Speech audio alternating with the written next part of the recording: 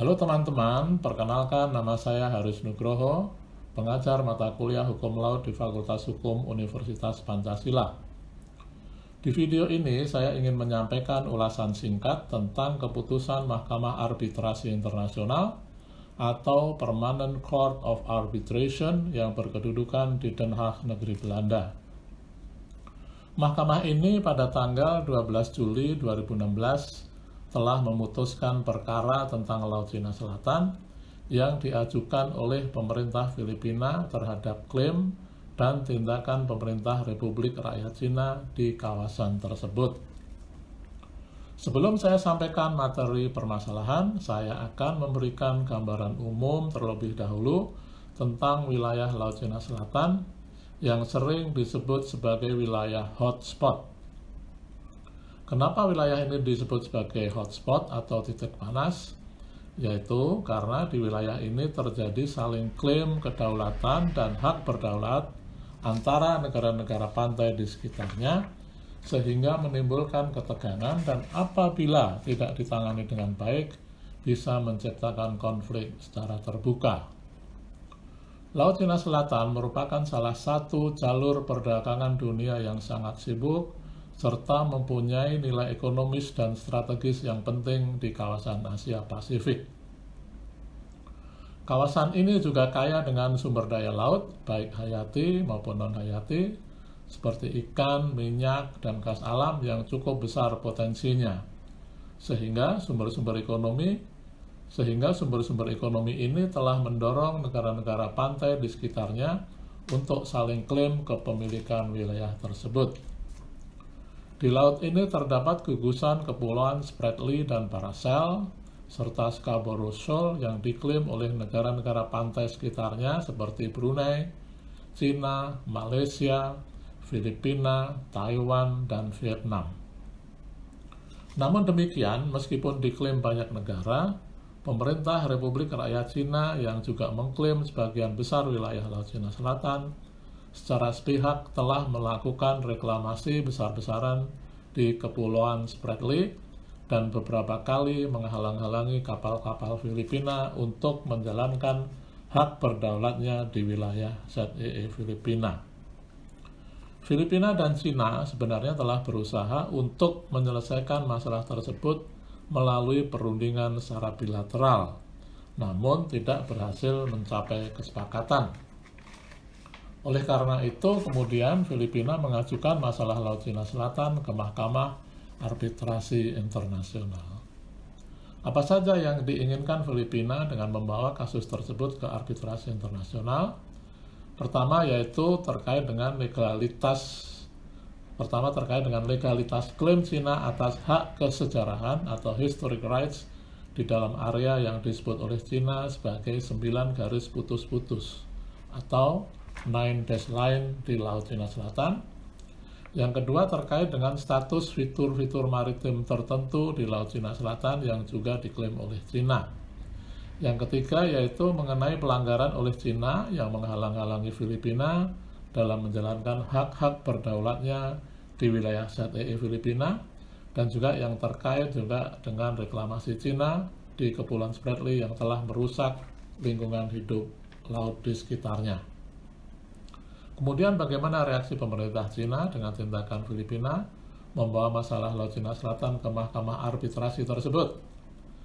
Dengan diajukannya sengketa tersebut ke Mahkamah Arbitrasi Internasional, pemerintah Cina menyatakan tidak akan menerima keputusan arbitrasi dan tidak akan ikut serta dalam persidangan arbitrasi. Mungkin teman-teman akan bertanya, bagaimana konvensi hukum laut mengatur apabila ada negara pihak yang bersengketa menolak yurisdiksi pengadilan internasional dan juga menolak untuk mengikuti persidangan. Hal ini jelas diatur dalam pasal 288 ayat 4 Konvensi Hukum Laut yang menyatakan bahwa dalam hal terjadinya suatu sengketa mengenai apakah suatu pengadilan atau mahkamah mempunyai yurisdiksi, maka masalah tersebut harus diselesaikan dengan keputusan pengadilan atau mahkamah tersebut. Lebih jelas lagi bisa kita lihat pada pasal 9 dari Aneks 7 Konvensi Hukum Laut yang menyatakan bahwa ketidakhadiran suatu pihak atau kelalaian suatu pihak untuk membela perkaranya tidak menjadi halangan bagi proses arbitrasi. Kemudian setelah memeriksa dan menyidangkan kasus tersebut, mahkamah kemudian memutuskan hal-hal sebagai berikut. Pertama, tuntutan historic rights Cina atas sumber daya alam di Laut Cina Selatan tidak sesuai dengan rezim ZEE yang diatur dalam Konvensi Hukum Laut.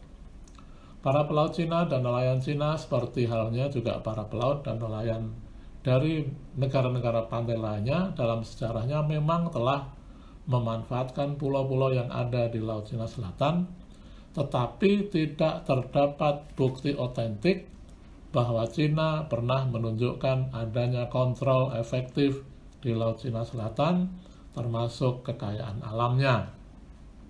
Yang kedua, tidak terdapat dasar hukum bagi Cina untuk mengklaim atau menuntut historic rights terhadap sumber daya alam yang berada dalam the Nine Dash Line. Kemudian yang ketiga, batu-batu karang yang diklaim oleh Cina menurut mahkamah telah dimodifikasi dan direklamasi serta dibangun konstruksi baru. Sesuai dengan Konvensi Hukum Laut, fitur maritim harus dalam kondisi alamiah untuk dapat menarik laut wilayah selebar 12 mil laut. Sebagai catatan, Konvensi Hukum Laut juga mengatur bahwa suatu pulau dapat memiliki wilayah ZEE dan landas kontinen selebar 200 mil. Akan tetapi, karang yang tidak dapat ditinggali oleh manusia dan tidak dapat mendukung kehidupan ekonomi manusia tidak dapat memiliki ZEE dan landas kontinen. Oleh karena itu, Kepulauan Spratly yang merupakan kumpulan batu karang dan diklaim oleh Cina tidak dapat memiliki ZEE dan landas kontinen selebar 200 mil.